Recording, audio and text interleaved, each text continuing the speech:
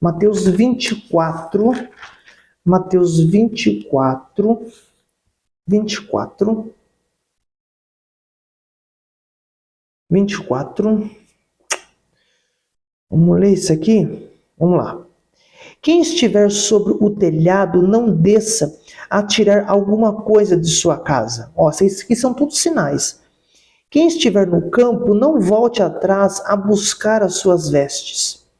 Mas ai das grávidas e das amamentarem naqueles dias, não vai conseguir fugir. E orai para que a vossa fuga não aconteça no inverno, porque imagina, fugir no inverno, nem no sábado, porque os judeus são sabáticos, né? Eles não trabalham no sábado, não fazem esforço no sábado. Então vocês tomem cuidado, religiosos, né? Porque haverá então grande aflição, que é a grande tribulação, grande aflição. Como nunca houve desde o princípio do mundo até agora, nem tampouco há de haver. E se aqueles dias não fossem abreviados, nenhuma carne se salvaria, mas por causa dos escolhidos serão abreviados aqueles dias. Então, se alguém vos disser, eis que Cristo está aqui ou ali, não lhe deis crédito, porque surgirão falsos cristos, falsos profetas, farão tão grandes sinais e prodígios, que se possível fora, enganaria até os escolhidos. Eis que eu vou-lo tenho prometido, vou-lo tenho predito. Portanto, se vos disserem, eis que ele está no deserto, não saiais. Eis que ele está no interior da casa, não crediteis.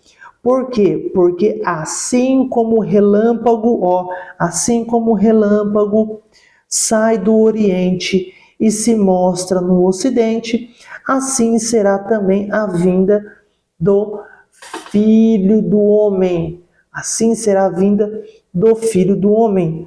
Por quê? Porque onde quer que estiver o cadáver, ali se ajuntarão as águias. E logo depois da aflição daqueles dias, outro sinal, o sol se escurecerá, a lua não dará mais a sua luz, e as estrelas cairão do céu, e as potências do céu serão abaladas. Então, aqui depois desses sinais, então, esse então é tudo que eu li anteriormente. Então, aparecerá no céu o sinal do Filho do Homem. Que sinal que é?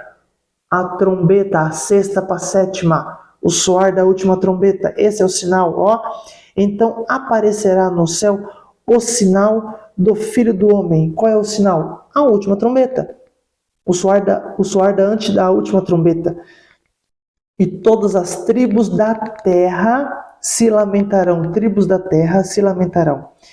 E verão o Filho do Homem vindo sobre as nuvens do céu, com poder e grande glória. Então, Oriente é Israel, Ocidente é todos os povos gentios. Todos os povos gentios. Deixa eu ler com você aqui, Apocalipse 18:1.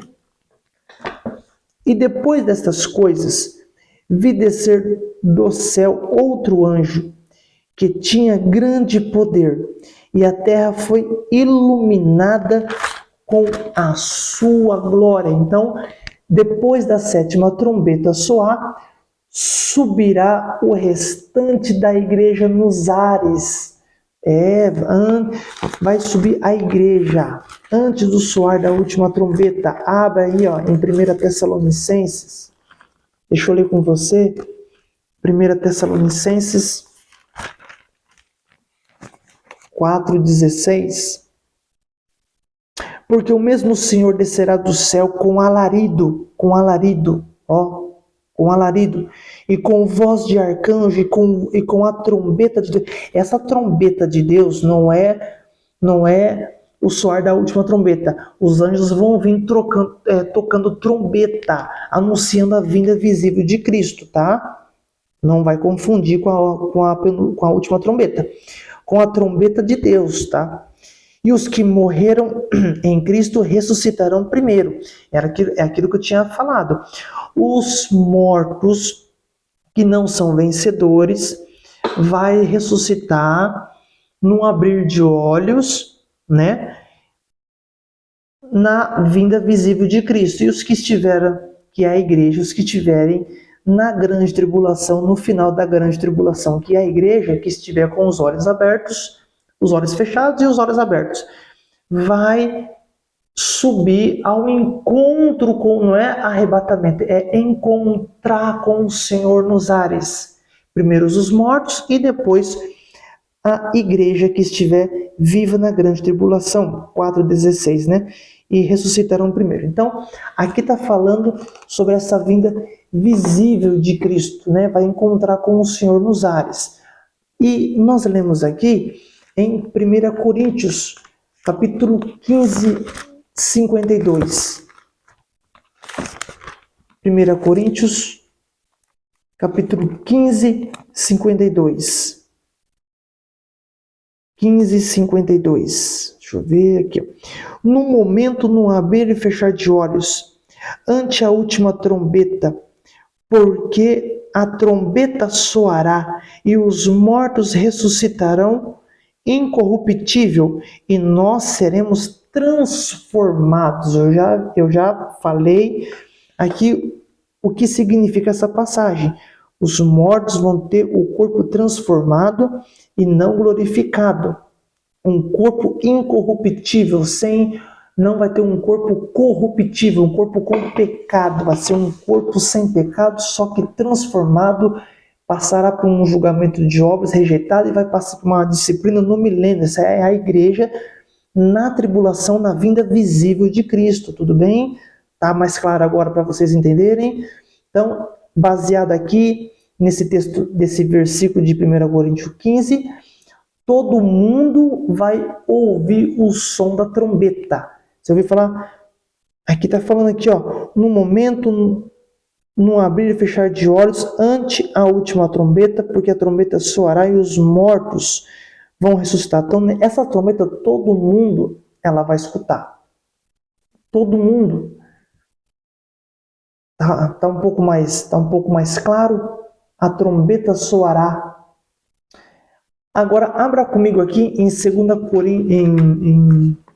Timóteo. 2 Tessalonicenses. Falei errado. 2 Tessalonicenses. 2 Timóteo não. 2 Tessalonicenses. Capítulo 2. Vamos ler aqui novamente o versículo do 1 ao 4 e depois o 8. Ora, irmãos, rogamo-vos pela vinda de nosso Senhor Jesus Cristo e pela vossa reunião com Ele, que não vos movais facilmente do vosso entendimento, nem vos perturbeis, quer por espírito, quer por palavras, quer por epístola, como se o dia de Cristo estivesse já perto. Ninguém de maneira alguma vos engane, porque não será assim, sem que antes venha a apostasia e se manifeste o homem do pecado, o filho da perdição, que é o anticristo, o qual se opõe e se levanta contra tudo que se chama Deus ou se adora, de sorte que se assentará como Deus no templo de Deus, querendo parecer Deus. Isso aí lá em Jerusalém. Não vos lembrais de que estas coisas vos dizia quando ainda estava convosco, quando estava vivo? Paulo falando. Versículo 8. E então será revelado o iníquo, que é Satanás, a quem o Senhor desfará pelo espírito da sua boca na guerra do Armagedon, com a sua palavra, vai vencer esta guerra no lagar das uvas, e aniquilará pelo esplendor da sua vinda. Então o anticristo em Jerusalém ele vai estar. Então quando ele se revelar, terá 3 anos e meio de grande tribulação, e daí Jesus volta, e com um sopro destrói Satanás. Ou seja, essa aqui é a guerra do Armagedon. Então, entenda o que eu vou dizer. Uma pessoa, aqui, quando Cristo vir com os vencedores vão ter um corpo glorificado. Porque são vencedores, já passaram por um julgamento de galardão nessas obras. Se é um corpo glorificado, eu não sei se você vai entender, mas um corpo glorificado consegue matar. Na mão esquerda, 1000 e na mão direita, 10.000 homens. Porque é uma guerra. E eles vão estar alinhados e nenhum vai trocar de posição nesse exército celestial, na guerra do Armagedon. Eles vão guerrear junto com Cristo. E eles não vão morrer porque vai ter um corpo glorificado. Eles vão bater e vão vencer esta guerra. Não vai sair de suas posições. Abre em Salmo 91. Vamos ver se eu conseguir, falando assim, você consegue ter essa revelação. Se você lendo do que eu acabei de dizer, de um corpo glorificado, consegue matar 10.000. Ele consegue matar na sua mão esquerda 1.000 e na direita 10.000 homens. Se você lê e não teve ainda esse espírito de revelação, uma mente um pouco mais clarificada, leia de novo, estude, até você ler o Espírito Santo abrir a sua mente. Você vai sentir, parece que uma revelação forte aqui na sua cabeça. Você vai ler, vai assim, nossa, abriu, vai dar um estalo, pum. E isso é quando o Espírito abriu o reino para você, tá? Então é com o passar do tempo. Ó, Salmos 91, 7 e 9. 1.000 cairão ao teu lado, 10.000 à sua direita, mas não chegará a ti. Porque tu, ó Senhor, és o meu refúgio, no Altíssimo fizeste a tua habitação. Aqui está falando de vencedores com um corpo glorificado. Isso aqui é uma linha de revelação um pouco mais profunda. Deixa o Espírito Santo te revelar isso, tudo bem? Não precisa ficar, puxa, mas eu não consigo enxergar. Calma, é com o tempo, tá? Então, da mesma maneira que o reino do céu é conquistado por esforço, luta diária, também Cristo conquistará e reinará este reino com força e batalha, que é esta terra. Ele vai reinar. Da mesma maneira que vai ter essa batalha, ele vai reinar também aqui nessa terra, com batalha para conquistar esse reino. Então, é uma monarquia, tá? É uma monarquia isso aqui. Se você entender o que é esse reino, o que é essa Bíblia aqui que fala sobre reino, é a mesma coisa uma monarquia. Um único rei com o seu reino e uma família real que são os vencedores. É isso que se trata a Bíblia. Se você não governar, você vai ser governado. Guarda isso. Você vai estar debaixo de governo. Não tem uma terceira opção.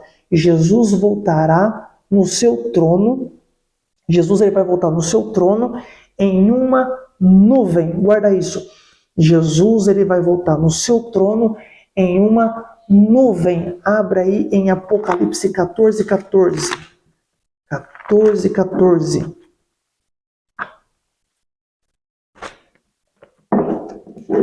Apocalipse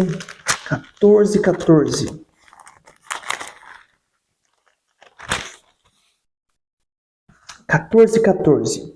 E olhei, e eis uma nuvem branca, e assentado sobre a nuvem, um semelhante ao Filho do Homem, que tinha sobre a sua cabeça uma coroa de ouro, governo, reino, e na sua mão uma foice aguda. Mateus 24, 30. Mateus 24, 30. Que Jesus ele vai voltar no seu trono em uma nuvem. Mateus 24, 30. 30. Então aparecerá no céu o sinal do Filho do Homem, e todas as tribos da terra se lamentarão, e verão o Filho do Homem vindo sobre a nuvem do céu, com poder e grande glória. Então a vinda de Cristo, a vinda visível de Cristo, ele vai vir sobre a nuvem. Abre em Atos 1. Atos 1. Atos capítulo 1.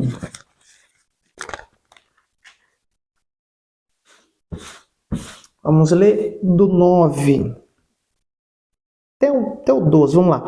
E quando dizia isto, vendo-o eles, os discípulos vendo a Cristo, foi elevado às alturas, e uma nuvem o recebeu, ocultando-o, vindo oculta, ocultando-o aos seus olhos. Ele passou pela nuvem e continuou subindo. Mas quem estava olhando de baixo não estava vendo. É um sinal de uma vinda oculta. Que da mesma maneira que ele subiu, ele vai descer. E estando com os olhos fitos no céu, enquanto ele subia, eis que junto dele se puseram 2 homens, vestidos de branco, os quais lhe disseram: homens galileus, por que estáis olhando para o céu? Esse Jesus que dentre vós foi recebido, ele estava olhando achando que Jesus já estava subindo ainda, mas os 2 anjos veio e falaram assim: não, ele já foi recebido. Ele já foi recebido acima do céu, acima desse céu específico, ó, céu no singular, céu específico, tá? Esse Jesus que dentre vós foi recebido em cima no céu específico, há de vir assim como, assim como, da mesma maneira, para o céu o viste vir. Ou seja, tem 2 vindas. Se Jesus ele foi visto subindo, depois ele se ocultou na nuvem e foi recebido na eternidade, quando ele começar a descer novamente, vinda no rápido e na vinda visível, da mesma maneira que ele subiu, ele vai descer. Como? Ele não subiu visível? Ele não se ocultou na nuvem? Quando ele descer, ele vai passar por essa mesma nuvem. Já está descendo, ninguém está vendo, vinda oculta. Quando ele aparecer, todo mundo vai ver, vinda visível.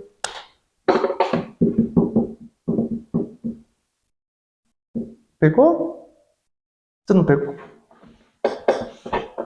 Não, você não pegou. Gente, isso aqui é revelador. Deixa eu te mostrar uma revelação aqui.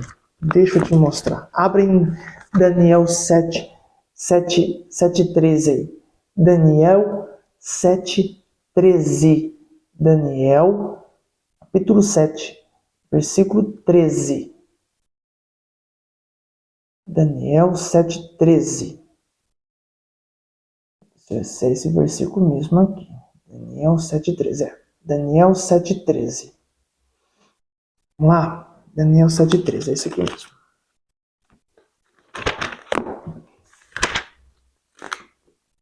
São muitos versículos, então a gente tem que ter cautela em falar. Daniel 7:13. Aula para fechar com chave de ouro. 7:13. É a aula mais esperada. Eu olhava, olha o que Daniel falou.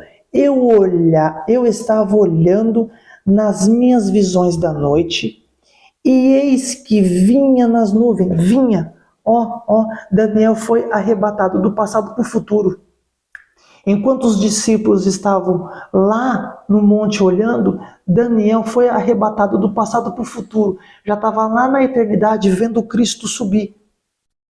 Os discípulos já estavam vendo Cristo se ocultando na nuvem, e Daniel na eternidade, em espírito, estava vendo Cristo subir. Olha aqui, eu estava olhando nas minhas visões da noite, eis que vinha, eis que vinha, não era que veio, não, eis que vinha, ele estava vendo Cristo subir.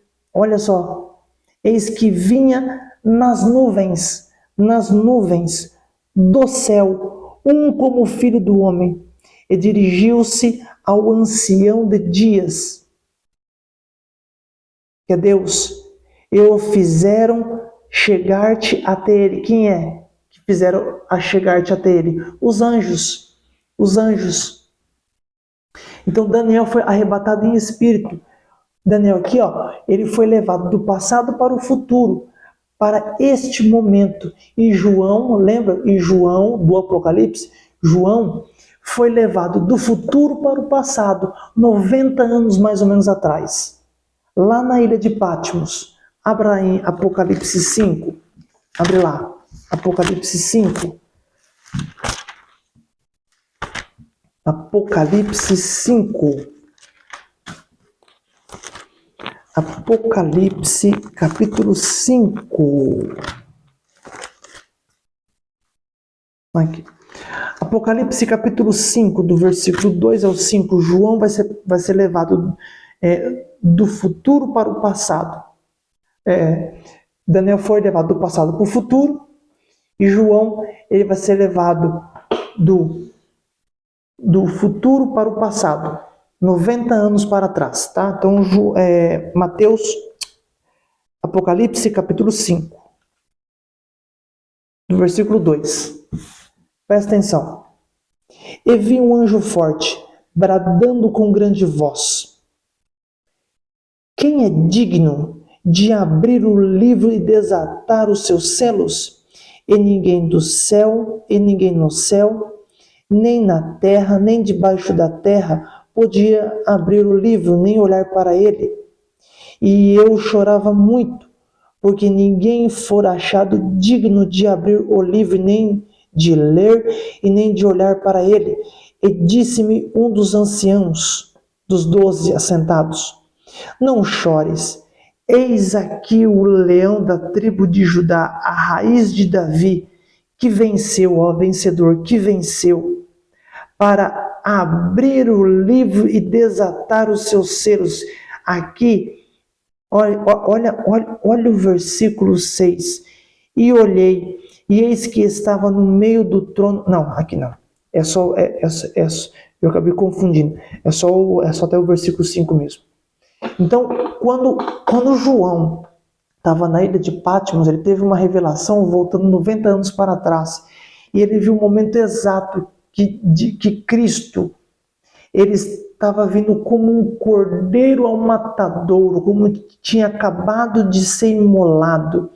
Só que os anciãos olharam para Cristo, viu o Filho do Homem. João viu um cordeiro que tinha acabado de ser morto, ou seja, ele estava quentinho, tinha acabado de ter sido morto. Já Daniel, ele estava vendo um como filho do homem subindo. Já João, ele viu aquele que é o cordeiro. Os anciãos de dias viu o filho do homem. Então, João foi voltado para o passado, voltado 90 anos antes. Então, Daniel aqui, não sei se você vai conseguir entender, Daniel, ele representa as primícias, e João o restante da colheita.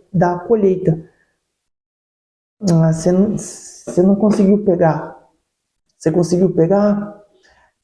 Abre em Zacarias 14. Abre em Zacarias 14. Zacarias 14.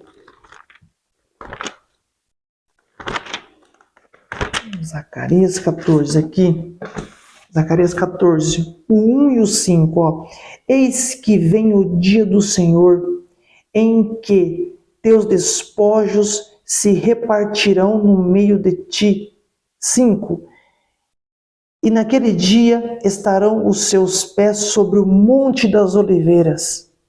É onde, lembra, o mesmo monte que ele subiu, lá onde os discípulos olharam para ele e apareceu 2 anjos, ele vai descer nesse mesmo monte, da mesma maneira que ele subiu, ele vai descer no mesmo local, no Monte das Oliveiras, que está de frente para Jerusalém. Olha o sinal da vinda visível de Cristo. Pega aí. Para o Oriente, está dando até o sinal. e o Monte das Oliveiras será fendido pelo meio. Vai ser um tremor de terra que vai fender este monte ao meio, para o oriente e para o ocidente. E haverá um vale muito grande, e metade do monte se apartará para o norte e a outra metade para o sul. Então, aqui está falando da grande tribulação, das duas fugas dos judeus, tá? A volta de Cristo, onde ele pisará no Monte das Oliveiras, e o monte se dividirá em dois, e Cristo, ele esconderá o seu povo judeu, né, na fenda da rocha, e travará uma batalha contra o iníquo e o vencerá, o anticristo. O anticristo. Abra em Apocalipse 19. Deixa eu mostrar também. Apocalipse 19, versículo 11. 11. Ele vai vencer o iníquo. 11. E vi o céu aberto, e eis um cavalo branco, e o que estava sentado sobre ele chamava-se Fiel e Verdadeiro, e julga e peleja com justiça. Está falando da guerra do Armagedon. E os seus olhos eram como chama de fogo, e sobre a sua cabeça havia muitos diademas. Uma hora eu explico. E tinha um nome escrito, e ninguém sabia senão ele mesmo. Por isso que os vencedores vão ter uma pedra branca. Vai ter um novo nome que somente aqueles que vão receber vai saber. E estava vestido de uma veste tingida de sangue. Está falando que ele tinha uma veste tingida de sangue, porque ele estava vencendo essa guerra do Armagedon. As suas vestes estavam salpicadas, porque ele venceu essa batalha sozinho, mas não estava vindo com os vencedores, mas são um com todos, são um unido com o Pai, são um só, entendeu? Todos eles são um só. Cristo com os vencedores, veste tingida de sangue, e o nome pelo qual é a palavra de Deus. Então, Cristo é a palavra de Deus.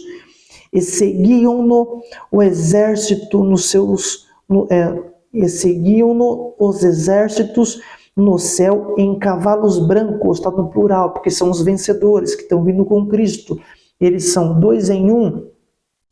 E vestidos com linho fino, branco e puro. Está falando das vestes das obras, está falando dos vencedores.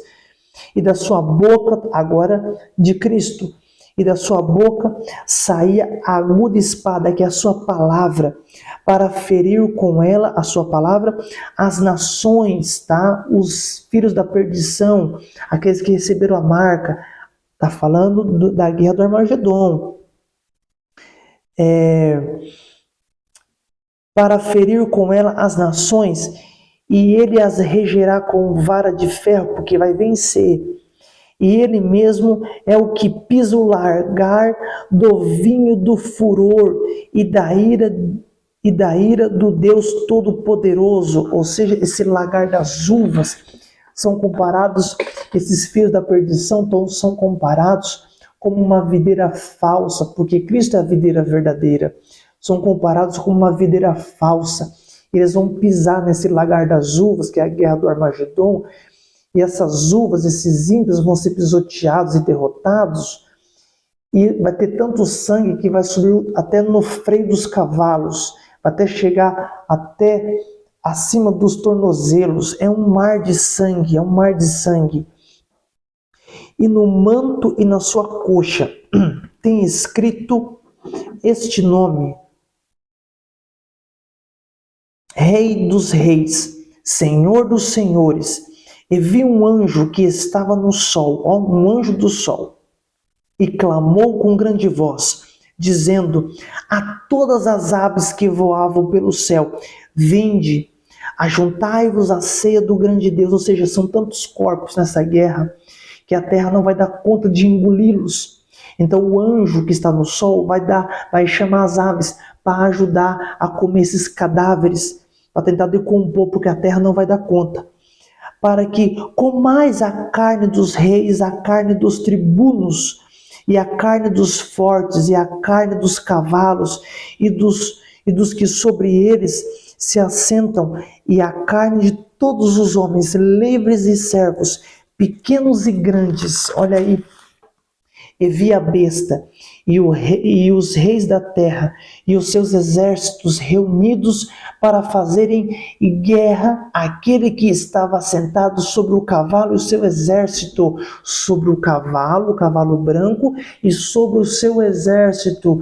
Então, o anticristo com os filhos da perdição, sobre aqueles que tem a marca da besta, montou um exército e vai guerrear com aquele que está assentado sobre o cavalo, e sobre o seu exército é Cristo e os vencedores na guerra do Armagedon aqui na terra, finalzinho da grande tribulação. E a besta foi presa, aqui já venceu a guerra, e a besta foi presa, e com ela o falso profeta, que diante dela fizeram os sinais, e com o que enganou os que receberam enganou os que receberam o sinal da besta e adoraram a sua imagem. Estes dois foram lançados vivos no lago. Por que vivos? Eles vão ser lançados com corpos humanos, porque incorporaram o espírito do falso profeta e o espírito o espírito do falso profeta, o espírito do falso profeta e o espírito da outra besta, né, do anticristo. Então eles vão ser lançados, o espírito da besta, que é o do falso profeta, e do anticristo. Eles vão ser lançados vivos com corpos humanos, porque eles vão ser incorporados nesse corpo. Então esse corpo que serviu na grande tribulação vão ser lançados vivos. Se é vivos, não é em espírito, é vivos no lago de fogo eternamente. Por isso que eles vão sofrer, eles vão sentir as dores dentro deste corpo que eles estavam na grande tribulação. Por isso que fala vivos. Aqui, ó, lançados vivos no lago de fogo que arde com enxofre. E os demais foram mortos. Os demais de quem? As nações ímpias, os filhos da perdição. Os demais foram mortos, aqueles corpos que não vão dar conta à terra. E os demais foram mortos. Como? Com a espada que saía da boca do que estava sentado sobre o cavalo. Ou seja, é Cristo, cavalo branco. E todas as aves se fartaram dessas suas carnes, porque teve que dar conta. Então, os vencedores, o filho varão, né, as primícias, os que foram fiéis, é a mesma coisa, são os do rapto. Então, aí eu te pergunto, como saberei que são os vencedores que estão lá em Apocalipse 19:14? Aqui, ó, 19:14. Como que eu vou saber que são os vencedores? Aqui, ó, 19:14.